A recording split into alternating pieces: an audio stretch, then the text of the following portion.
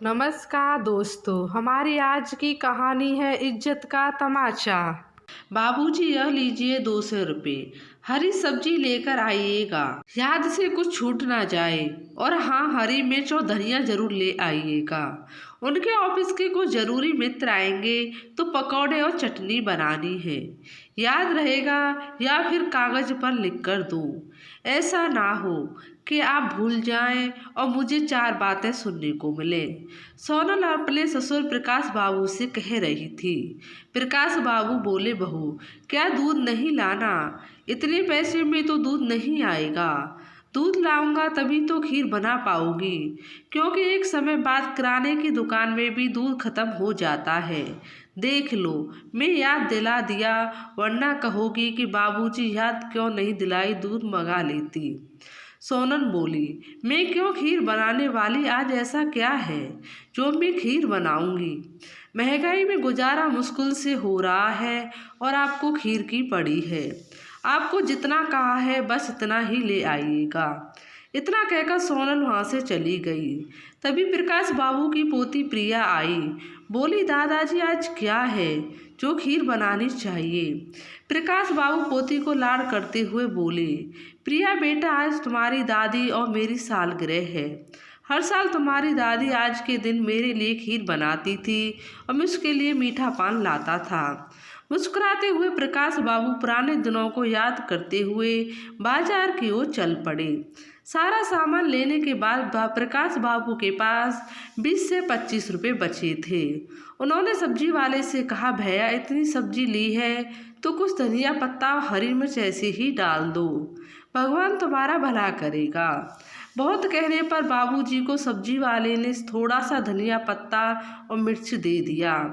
प्रकाश बाबू सोचा, 2 दिन तो इतने दिन में काम चल जाएगा, तो क्यों ना पत्नी ममता के लिए मीठा पान ले लूं, खुश हो जाएगी। पान वाले के पास गए और बोले, बिहारी लाल कैसे हो? बच्चे तुम्हारा ध्यान तो रखते हैं ना? ऐसा करो, बढ़िया सा एक मीठा पान बना दो। बिहारी लाल मुस्कुराकर बोला, बाबू साहब, लगता है आज आपकी सालगिरह है, तभी आप पान लेने आए हैं। अब तो साल में एक बार आप पान मेरी दुकान पर आते हैं। पहले आए दिन आप भाभी जी के लिए पान ले जाते थे। क्या डॉक्टर ने पान खाने से मना कर दिया है? प्रकाश बाबू मुस्कुराकर बोले, अरे नहीं नहीं, डॉक्टर ने कहीं मना नहीं किया। वो बुढ़ापे में क्यों फालतू के खर्चे करूं? तुम बताओ कितने पैसे हुए? बिहारी लाल बोला, दूसरों के लिए तो 50 रुपये, आपके लिए 35 हैं। गुलकंद के दाम कितने हो गए हैं? प्रकाश बाबू ने संकोच भरी नजरों से उसे देखा और तुरंत कुर्ते की जेब से 25 रुपये निकाले। और अब क्या बताऊं तुम्हें, बहू ने इतने ही पैसे दिए थे, पर जब मैं सब्जी लेने गया तो अपनी पसंद की सारी सब्जी उठा लाया तो सारे पैसे वहीं ख़त्म हो गए।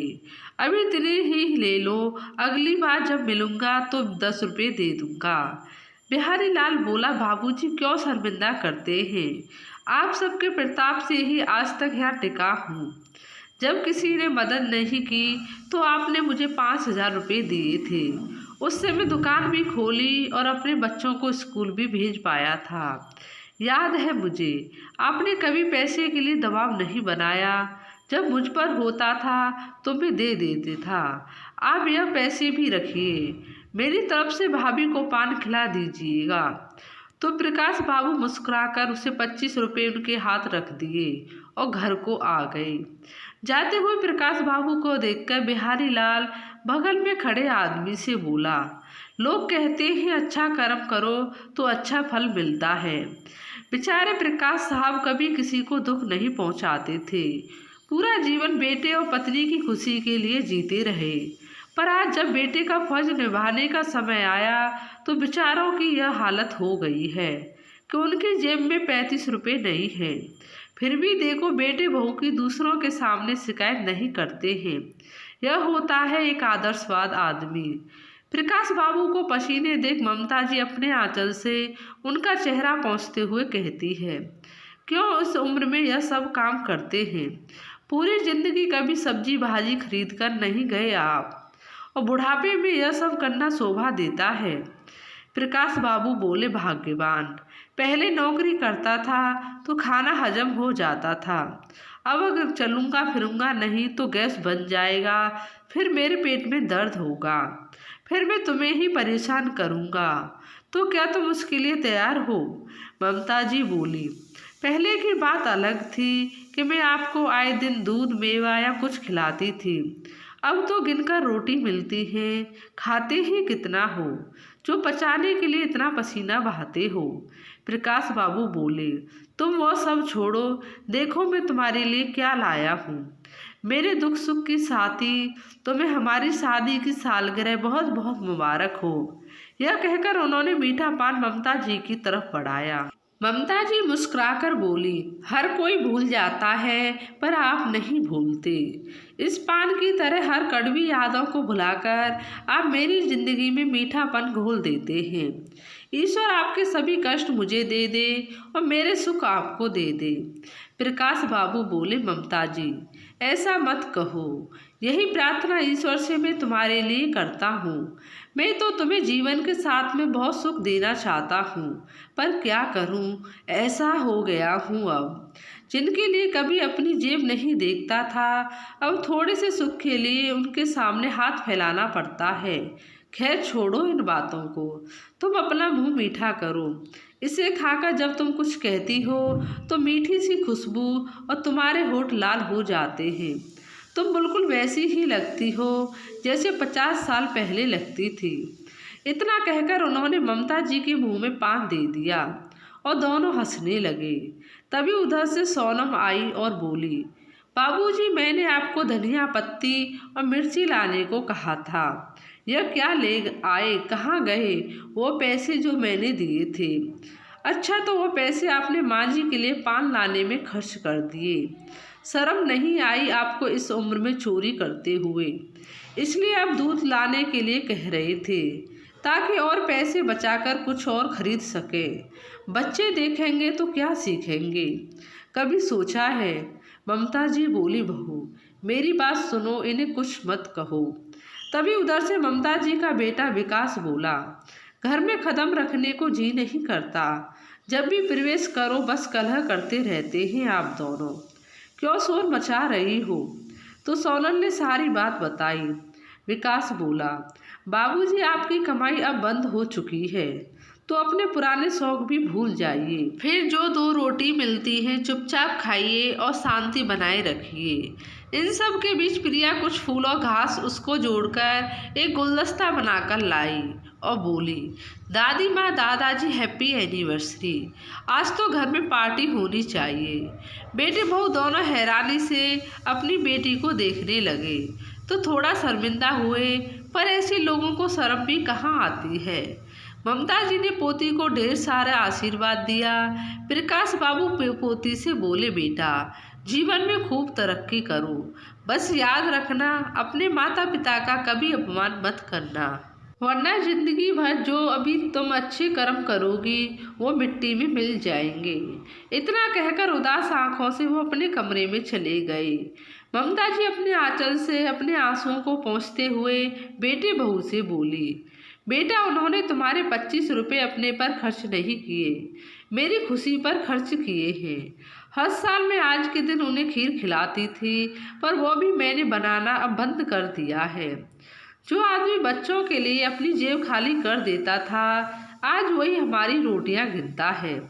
यह सब देखने से पहले भगवान हमें उठा क्यों नहीं लेता? पिछले 4 सालों से आज के दिन जो उपहार तुम लोगों से मिलता आया है उसे मैं कभी नहीं भूलूंगी। इतना कहते हुए बेचारी लड़खड़ाते कदमों से अपने कमरे में चली गई। रात में प्रिया विकास और सोनल के पास आई और बोली, मम्मी पापा जब आप बूढ़े हो जाओगे तो क्या मेरे बिना ही अपनी एनिवर्सरी सेलिब्रेट करोगे? विकास मुस्कुराता हुआ बोला, नहीं बेटा ऐसा क्यों कह रही हो? प्रिया बोली, क्योंकि मैं आप लोगों की एनिवर्सरी सेलिब्रेट नहीं करूंगी और आपको रोटियां भी गिनकर खाने को दूंगी, जैसे मम्मी दादी और दादाजी को देती है। सोनल प्रिया के कान पकड़ते हुए बोली, बहुत दादी की चमची बनती है। चलो कमरे में, फिर मैं बताती हूँ। आज से तुम्हारा आइसक्रीम चॉकलेट सब खाना बंद। दोबारा अगर इस तरह से बात की तो कमरे में बंद कर दूंगी। वापस आकर सोनम विकास से बोली, सुन रहे हो लड़की की बातें, यह सब तुम्हारे माँ बाप का सिखाया हुआ है। रात में खाना खाने के समय विकास की थाली में 2-3 सब्जी, दाल, सलाद सब होता था। वही प्रकाश बाबू की थाली में 1 सब्जी और थोड़ी सी दाल। बेचारे दोनों दंपत्ति चुपचाप खा लेते थे। सबके खाने के बाद प्रकाश बाबू अपने बेटे से बोले, विकास, जो मैंने तुम्हें अपना पासबुक दिया था और बैंक के कागजात वह मुझे देना। विकास आश्चर्य से देखा तो वो बोले, बेटा, अब मैं इतना भी ऐसा नहीं हूँ कि अपने कागजों के काम नहीं कर सकता। तुम पर बहुत भारी जिम्मेदारियां हैं, घर, पत्नी और बच्चे, क्या क्या संभालोगे। मेरे कागज मुझे दे देना। विकास का चुपचाप अलमारी से पासबुक और बाकी कागज निकाल कर लाया, उनके हाथ में देकर बोला, यह आप सही नहीं कर रहे हैं, मैं तो सब संभाल ही रहा था। प्रकाश बाबू बोले, हाँ, मैं पिछले 4 सालों से तुम कैसे संभाल रहे हो यह मैं देख रहा हूँ और महसूस भी कर रहा हूँ। इतना कहकर वो अपने कमरे में चला गया। अगले दिन प्रकाश बाबू नहा धोकर एक थैली में अपने कुछ कागज लेकर घर से निकल रहे थे। विकास बोला, बाबूजी, कहाँ जा रहे हैं। बैंक जा रहा हूँ, कुछ पैसों की ज़रूरत है। विकास बोला, आपको हो क्या गया है। कल आपने पासबुक और घर के कागज लिए, आज अचानक से आपको पैसों की क्या ज़रूरत हो गई। बुढ़ापे में कहीं कोई नया शौक तो नहीं पाल लिए। इतनी भी ज़रूरत थी तो मुझसे मांग लेते। प्रकाश बाबू बोले, बेटा, मैं कोई भिखारी नहीं हूँ जो तुमसे पैसे मांगता रहूँगा। याद है तुम्हें, तुम्हारी नौकरी से पहले, तुम्हारे मांगने से पहले ही मैं तुम्हारे हाथों में रुपए रख देता था। तुम्हें खाने की इच्छा ज़्यादा होती तो तुम्हारी माँ अपनी थाली से रोटी तुम्हारी थाली में दे देती थी, और आज तुम मुझे मांगने के लिए कह रहे हो। मुझे पेंशन भले ही ना मिलती हो, पर रिटायरमेंट के बाद जो भी पैसे मुझे मिले हैं वो मेरे हैं। शाम को जब दफ्तर से लौट कर आओगे तो मुझे तुमसे ज़रूरी बात करनी है, भूल मत जाना। इतना कहकर प्रकाश बाबू बड़े आत्मविश्वास के साथ घर से बाहर निकल गए। प्रकाश बाबू शाम तक घर नहीं आए तो ममता जी को उनकी चिंता हो रही थी। करीब 4:30 बजे प्रकाश बाबू घर आए। ममता जी के लिए 2 सूती की साड़ी और दूध की थैली देते हुए बोले, ममता, कल मैं तुम्हें कुछ नहीं दे पाया था। यह लो, तुम्हारी सभी साड़ी बहुत पुरानी हो गई हैं, और यह लो दूध, मेरे लिए खीर बनाओ जो तुमने कल नहीं बनाई थी। और तुम्हें किसी की 4 बातें सुनने की कोई ज़रूरत नहीं है। ममता जी बोली, बच्चों से गलती हो जाती है, उन्हें माफ़ कर दीजिए, क्यों बात को बढ़ा रहे हैं।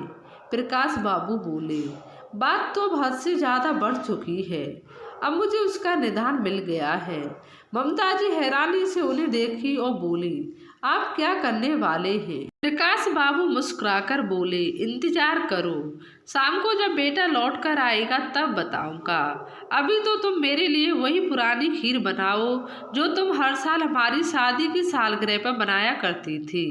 शाम में जैसे ही विकास दफ्तर से लौट कर आया, सामने सोफे पर पैर चढ़ाए प्रकाश बाबू अपने पुराने अंदाज में बैठे थे। विकास बोला, बाबूजी, अभी कोई ना कोई घर में आता रहता है, आप यहाँ क्या कर रहे हैं। अपने कमरे में जाकर बैठिए, यह घर मेरा, यह सोफा मेरा। क्या मुझे तुम बताओगे कि मुझे कितना खाना चाहिए और कहाँ बैठना चाहिए। तभी सोनल कमरे से बाहर आई और बाबूजी, क्या बात है बाबूजी, 2 दिन से आपके रंग बदले हुए हैं, कुछ तो अपनी उम्र का लिहाज कीजिए, बच्चे देखेंगे तो क्या सीखेंगे। प्रकाश बाबू हंसकर बोले, आज तक मैं अपने बेटे के सामने आज्ञाकारी बेटा, संस्कारी पति और पिता बनकर रह रहा। जब मेरी औलाद ऐसी बनी तो तुम लोगों की औलाद कैसी बनेगी, इसकी तो कोई गारंटी नहीं दे सकता। ममता जी ने प्रकाश बाबू को रोकने की बहुत कोशिश की, परंतु आज वह रुकने वाले नहीं थे। उन्होंने कहा, मेरी बहुत कोशिश थी कि बेटे और पिता के बीच अच्छे रिश्ते बनाने की। इसके लिए आज तक अपनी इच्छाओं को मारता आया। वो आज हमारी रोटियां गिनता है। जिस माँ का आंचल बेटे के पसीनों को पोंछता देखा था, आज उस माँ का आंचल आंसुओं से भरा देखता हूँ और बेटों को एहसास तक नहीं होता। बहुत बन लिया अच्छा पिता, अब अच्छा पति होने की इच्छा रखता हूँ। विकास बोला, घुमाकर क्यों बात कर रहे हैं? साफ साफ से कहिए, क्या कहना चाहते हैं? प्रकाश बाबू बोले, अगर सीधे सीधे सुनना चाहते हो तो सुनो। यह घर मेरा है।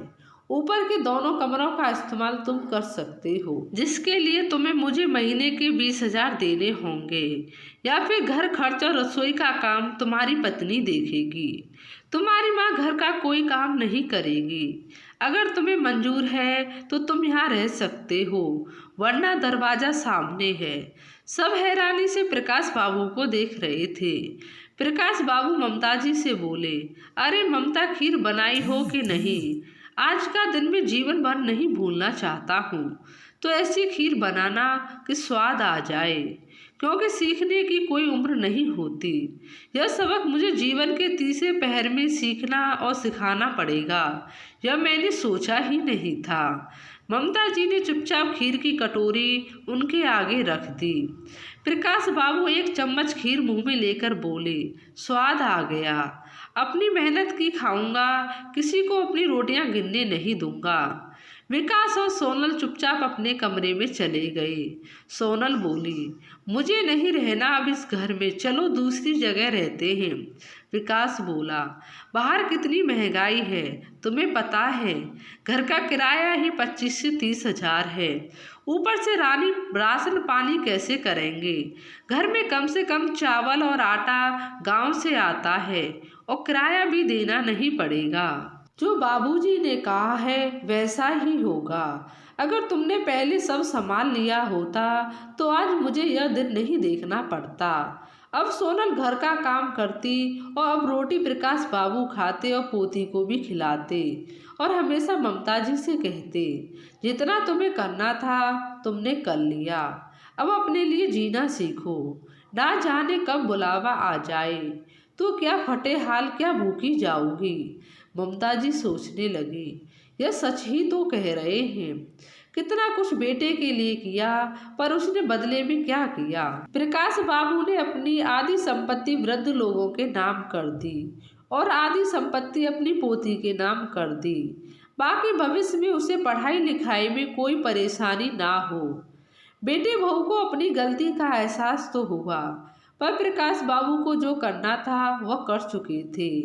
अब उन्हें कोई चिंता नहीं थी। दोस्तों, क्या युवा वर्ग वह भूल जाते हैं कि आज उनके माता पिता हैं, कल उस जगह उन्हें भी जाना है।